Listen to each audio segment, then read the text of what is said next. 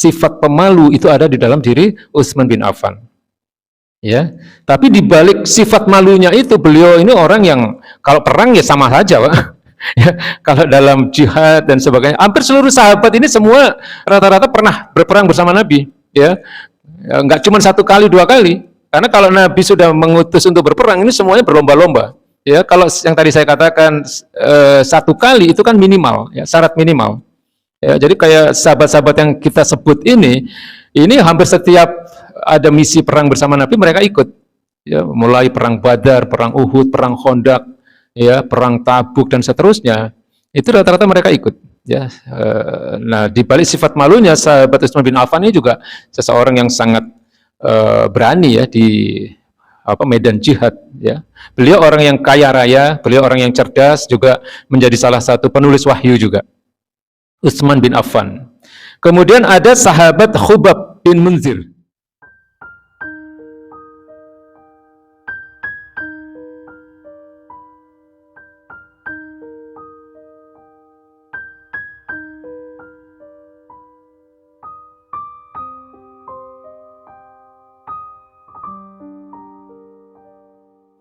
Untuk menjadi seseorang yang bisa digolongkan sahabat itu syaratnya ada berapa waktu itu, Pak? Ingat ya.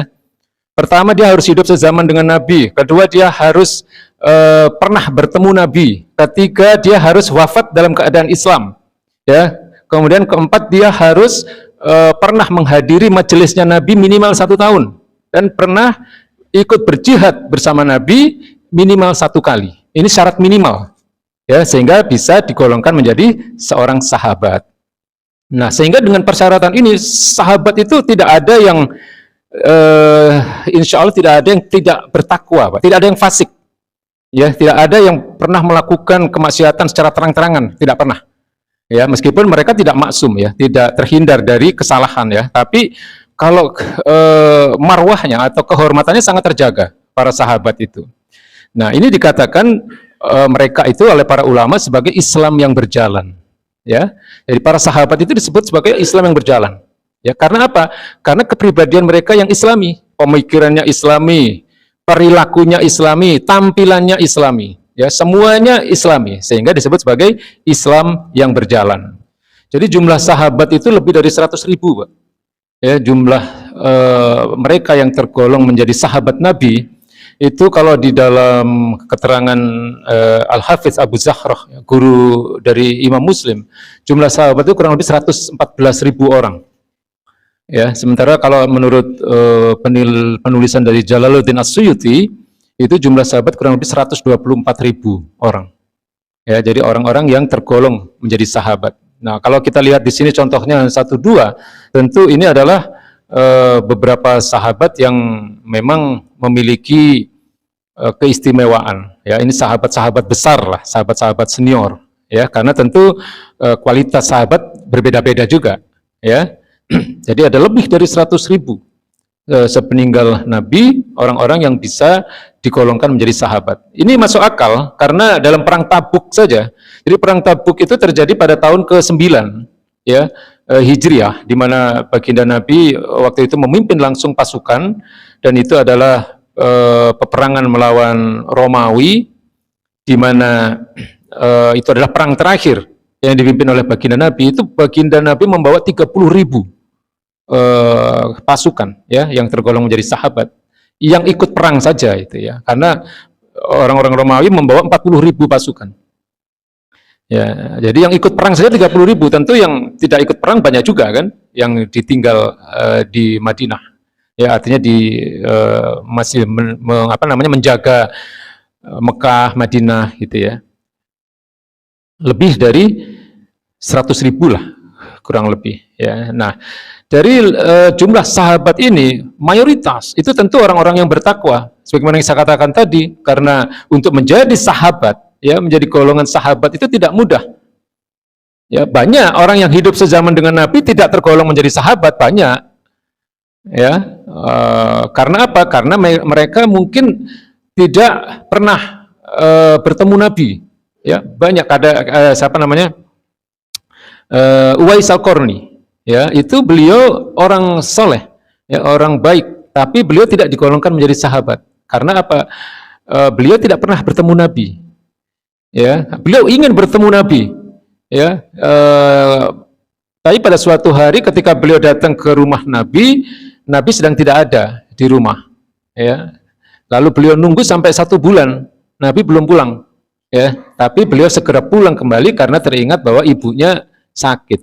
Ya, nah ini tidak digolongkan menjadi sahabat karena ada satu syarat yang tidak terpenuhi. Beberapa syarat ya, selain tidak bertemu dengan Nabi, ya beliau tentu tidak pernah hadir di majelisnya Nabi. Ya, kemungkinan beliau juga tidak pernah ikut berperang bersama Nabi. Ya, nah yang seperti ini banyak, Pak. Ya, tapi yang tergolong menjadi sahabat, ya ini tadi ditulis oleh beberapa penulis sejarah, ya beberapa ulama hadis, ya itu kurang lebih ada antara 114.000 sampai 124.000. Dan mayoritas mereka orang-orang yang bertakwa, orang-orang yang cerdas, orang-orang yang dermawan, ya penuh dengan sifat-sifat kebaikan, ya dan siap mati membela Islam. Jadi sahabat itu begitu, Pak.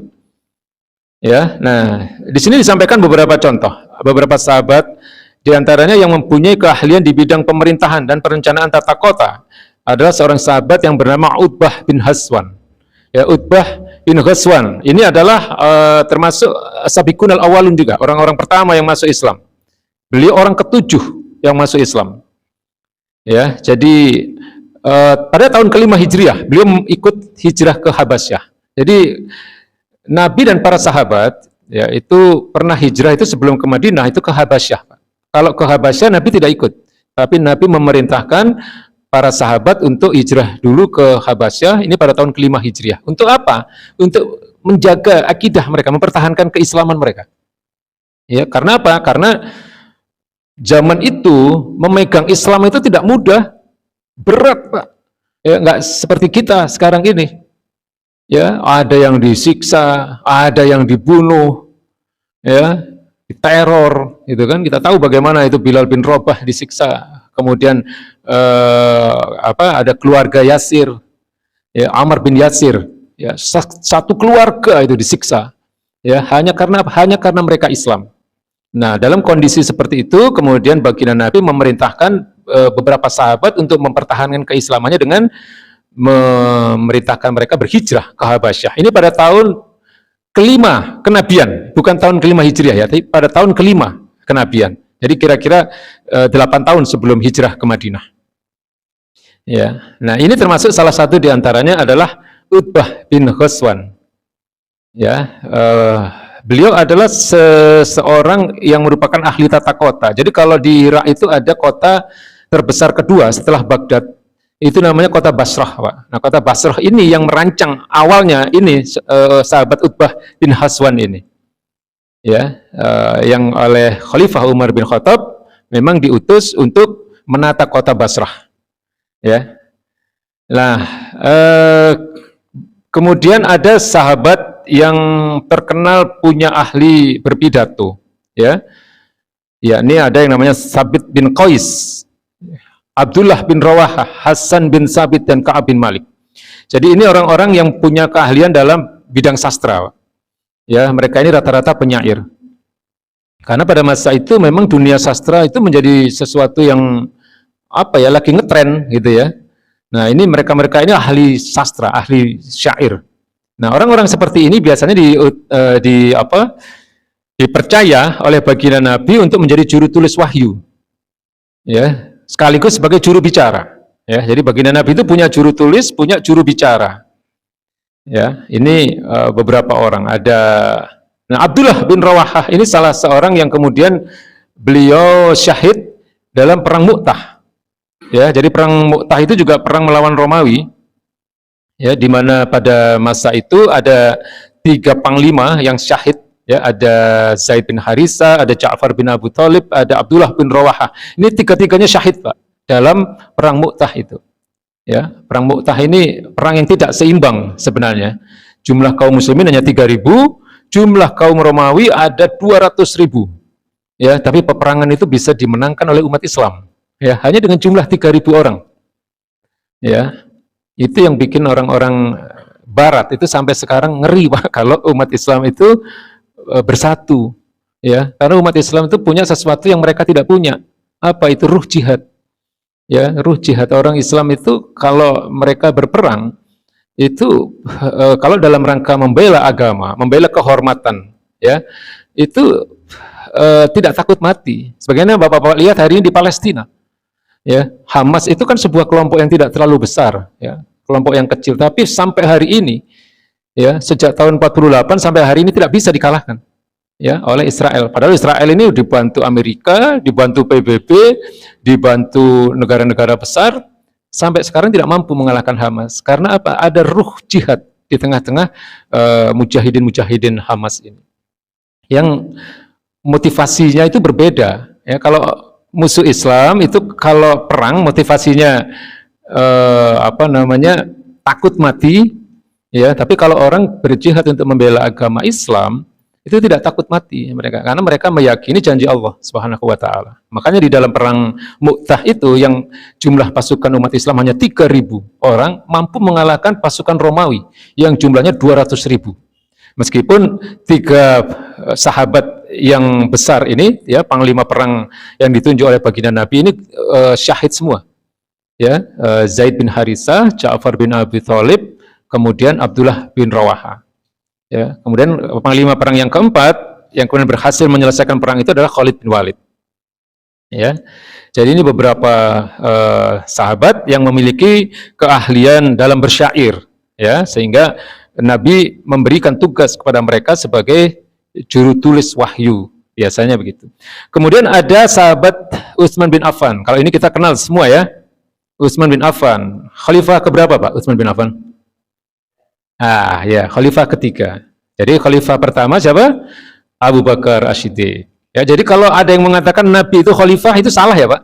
Nabi itu bukan khalifah. Ya, Nabi itu ya Rasul. Ya, baginda Nabi atau baginda Rasul. Tapi kalau khalifah itu adalah seseorang yang menggantikan tugas-tugas kenabian. Nah, jadi yang pertama, khalifah pertama itu Abu Bakar As-Siddiq. Khalifah yang kedua Umar bin Khattab. Khalifah ketiga Utsman bin Affan. Ya, khalifah keempat Ali bin Abi Thalib. Nah, sahabat Utsman bin Affan ini terkenal dengan sifat pemalunya. Ya, sehingga Rasulullah pernah bersabda, sesungguhnya malaikat pun merasa malu kepadanya. Jadi baginda Nabi ini kalau ketemu Utsman bin Affan agak berbeda, Pak, dengan para sahabat yang lain. Ya, jadi beliau benar-benar mempersiapkan dirinya supaya terlihat lebih rapi, gitu ya. Suatu ketika Siti Aisyah bertanya, ya Rasulullah, mengapa engkau sepertinya kok berbeda setiap kali menemui Utsman bin Affan? Ya, tidak sebagaimana engkau menemui Abu Bakar atau Umar. Kemudian Nabi mengatakan demikian, ya, ketahui bahwa Utsman bin Affan itu adalah seorang yang sangat pemalu, ya. Jadi aku tidak ingin dia melihat aku dalam kondisi yang tidak rapi sehingga dia merasa malu, seperti itu, ya. Jadi sehingga kemudian Nabi mengatakan sesungguhnya malaikat pun merasa malu kepadanya. Ini menggambarkan betapa sifat pemalu itu ada di dalam diri Utsman bin Affan. Ya, tapi di balik sifat malunya itu beliau ini orang yang kalau perang ya sama saja, Pak. Ya, kalau dalam jihad dan sebagainya, hampir seluruh sahabat ini semua rata-rata pernah berperang bersama Nabi, ya. Enggak cuma 1 kali 2 kali, karena kalau Nabi sudah mengutus untuk berperang ini semuanya berlomba-lomba, ya. Kalau yang tadi saya katakan 1 kali itu kan minimal, ya, syarat minimal, ya. Jadi kayak sahabat-sahabat yang kita sebut ini hampir setiap ada misi perang bersama Nabi mereka ikut, ya, mulai perang Badar, perang Uhud, perang Khandaq, ya, perang Tabuk dan seterusnya, itu rata-rata mereka ikut, ya. Nah, di balik sifat malunya sahabat Utsman bin Affan ini juga seseorang yang sangat berani, ya, di medan jihad, ya. Beliau orang yang kaya raya, beliau orang yang cerdas, juga menjadi salah satu penulis wahyu juga, Utsman bin Affan. Kemudian ada sahabat Khubab bin Munzir, ya. Ini beliau orang yang cerdas sekali, sehingga dalam perang Badar, Khubab bin Munzir ini banyak sekali masukan-masukannya yang diterima oleh baginda Nabi, ya, sehingga dalam perang Badar itu kemudian berhasil dimenangkan oleh oleh kaum muslimin, ya, di bawah kepemimpinan baginda Nabi besar Muhammad SAW. Ya, kita tahu perang Badar itu terjadi pada tahun kedua Hijriah, perang pertama sejak Nabi melahirkan negara Islam di Madinah. Ya, itu adalah tahun di mana perintah puasa itu baru turun. Surat Al-Baqarah 183, Pak.